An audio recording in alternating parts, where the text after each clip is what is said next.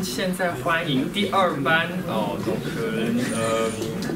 avec Jérémy, Tiema, Christine et Marc, okay, qui vont nous présenter un poème de Song, dynastie Song. Donc c'est ce fameux Ci dont j'ai parlé tout à l'heure.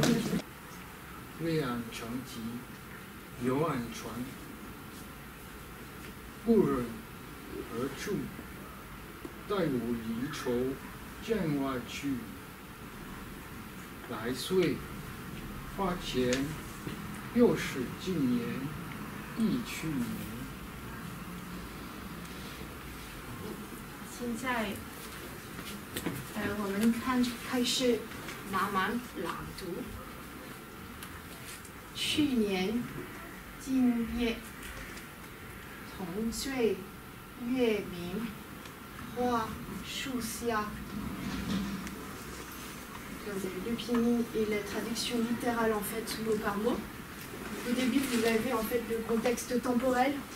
Donc tin actuel, ye pour la nuit. Donc c'est cette nuit, mais en même temps c'est aussi chu nian. Donc c'est l'année dernière qu'on va traduire donc par cette même nuit l'année dernière. Ensuite on va dire ensemble tong sui, tong c'est ensemble, n'est-ce pas? Tui ça veut dire bourré, ivre. Donc on était ensemble ivre. Yue Ming, donc Ming ici ne signifie pas le prochain, mais la clarté, parce qu'ici on a le soleil et la lune qui ont en commun la clarté, donc c'est au clair de lune. Hua Shu Xia, donc Xia pour en dessous, Hua et Shu, donc l'arbre fleuri, en dessous de l'arbre fleuri. C'est Ye Jiang Yan, Yue An Chang, Pi Yu An Chuan.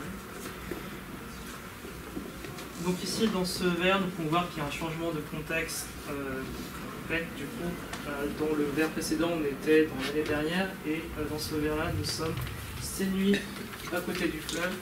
Il faut voir que le Benjong a utilisé du coup le caractère d'adjectif qui est an pour parler de la sombritude. Nous pouvons extrapoler le fait qu'il pourrait potentiellement parler de la guerre dans ce contexte-là. Donc nous pouvons peut-être aller plus loin dans cette analyse. Disons avec le fleuve Jiang, qui peut faire référence à Changjiang, on peut dire voilà, que le Benjong voit du coup cette nuit comme quelque chose de triste, potentiellement du fait que parce que la dynastie Song a perdu son territoire du nord.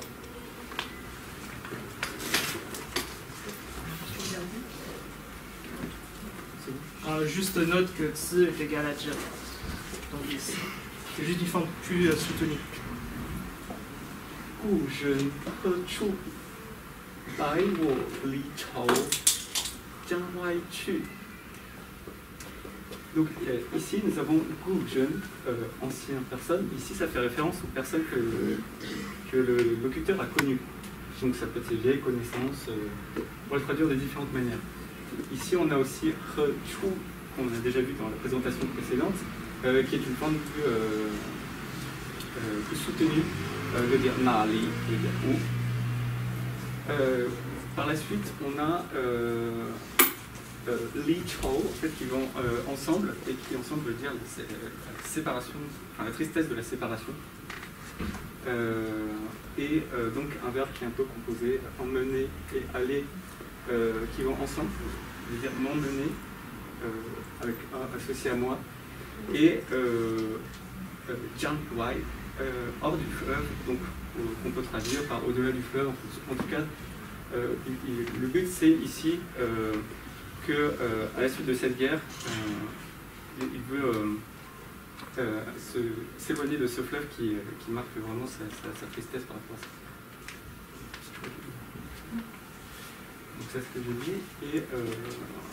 Et on peut voir Li Chou associé à deux choses différentes, soit à Wo, donc moi, soit au Jiangbian, et on verra ça dans nos deux interprétations différentes de ce même vers. Lai sui hua qian, you shi jin nian, yi qu nian. Ce dernier vers conclut le poème et la projeter en fait vers le lendemain les thématiques qui ont été abordées dans les vers précédents, du temps présent et du temps passé. Donc, Lai, Sui, c'est l'âge, le temps, l'année qui va venir. 3 tiens, c'est donc devant la fleur ou les fleurs. Yo, à nouveau, je suis. Jin Nian, donc on retrouve le Jin Nian du l'hiver. C'est le temps aujourd'hui, cette année. Nos souvenirs, la mémoire. Tu Nian, l'année passée. On va donc maintenant vous présenter l'analyse un petit peu plus détaillée, progressivement plus détaillée du poème. Donc déjà, en termes de rythme, c'est séparé en une partie initiale de 4 caractères, puis 7 caractères. Cette structure permet de différencier à gauche les contextes et à droite une observation, une pensée du locuteur ou de l'auteur. Nous avons un certain nombre d'éléments concrets qu'on peut analyser.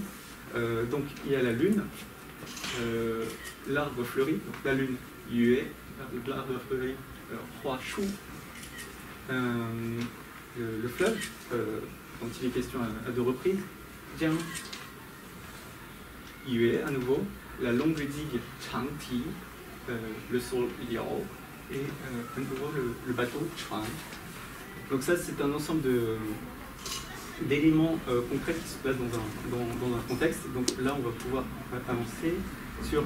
Voilà, le poème démarre sur un verbe qu'on connaît tous hein, quand on démarre avec le chinois, chu, mais en fait, qui ne veut pas ici dire aller, mais qui fait partie de chu nian, donc l'année dernière. Chu nian jinier, on a déjà expliqué. Donc l'année dernière, on avait la lune et les fleurs sous l'arbre fleuri. Ici, donc, on a les locatifs, les éléments qui nous permettent de nous situer. Ici, avec Suye, le contexte est à la fois temporel et physique, donc au bord du fleuve. Jianbian, on a donc la lune qui assombrit la digue et le sol qui assombrit le bateau. Le troisième est un petit peu différent, parce que le contexte ici, il est plus de l'ordre il est dans le cerveau de la personne, c'est une pensée où je rechoue où sont les vieilles personnes, ou les personnes que j'ai connues. Et donc à la suite, on va voir aussi une pensée un peu mélancolique, avec une structure Tai, Tai Chu, Tai Wo Li Chao, Jiang Hua Chu. Et donc, comme on a dit, qui du coup, Li Chou peut être interprété comme étant relié soit à Wo, soit Jianbian. Enfin, sur Lai Sui, Lai, on connaît aussi très bien comme verbe, le verbe venir, mais ici, avec les laves, on a pu dire que ça avait un sens particulier. Ça montre bien qu'un même caractère en chinois peut avoir une même nature grammaticale différente, mais peut avoir un sens différent en fonction des caractères qui lui sont associés. Et donc quand on est dans l'avenir, on voit les fleurs, Hua Tian, et ici on se remémore l'année passée de manière répétée. On a 4 thèmes qui ressortent. La spatialité, j'en ai déjà beaucoup parlé, mais à chaque fois à remettre, ces 4 champs lexicaux sont opposés par le passé et le présent. On a un deuxième thème qui est celui de l'ombre et de la lumière, avec Yue Ming et Yue An et Liu An. Donc le premier, la clarté, la deuxième, l'obscurité du temps présent, toujours référence à la guerre. À la suite, on a aussi l'ivresse et la séparation. Donc l'année dernière, dans le passé, c'était l'ivresse, et aujourd'hui, Li Chou, la tristesse de la séparation. Enfin, il y a un cycle temporel qui enveloppe l'ensemble du poème.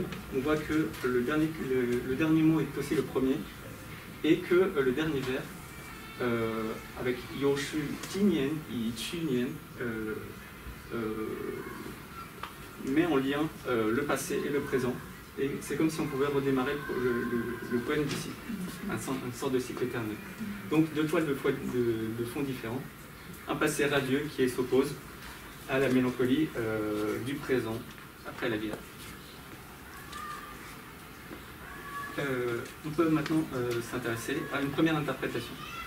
Je vais lire en entier, et puis les parties qui sont sujettes un peu plus à interprétation sont les deux dernières. 去年今夜，彭追有一名华秋下。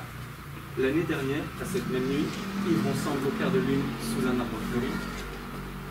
这夜江边，月安船，月安长堤，柳安船。Cette nuit au rivage, l'ombre de la lune sur la longue-vue, l'ombre du sol sur le bateau. 孤身何处？带我离愁，江外去。Vieil ami, où es-tu? Emporte mon chagrin au-delà du fleuve. On peut aussi interpréter différemment avec en un seul tenant, qui pourrait signifier emporte mon chagrin loin de ces rives ou des temps connus, sous-entendu de vieilles connaissances.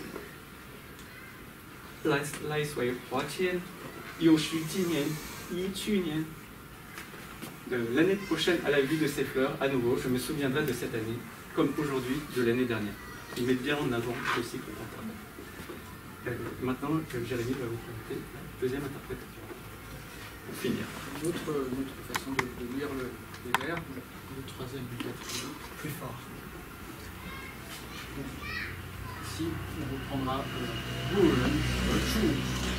on pourrait imaginer qu'il parle de ses vieux amis, en référence au premier vers où ils étaient plusieurs étant libres, donc il se remémorerait cette séquence passée.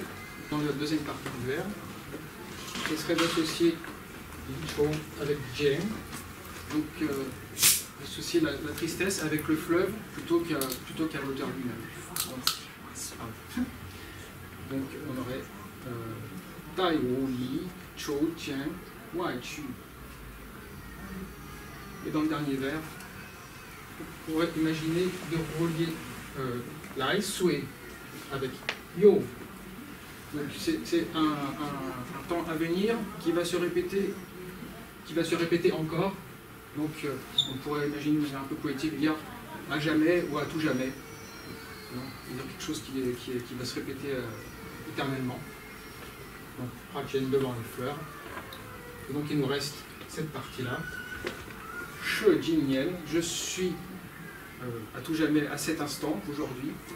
Yi Chunien, dans le souvenir de l'année passée. À tout jamais je rechercherai ce bonheur épanoui. 好，谢谢大家。我们希望你们有学到一些东西。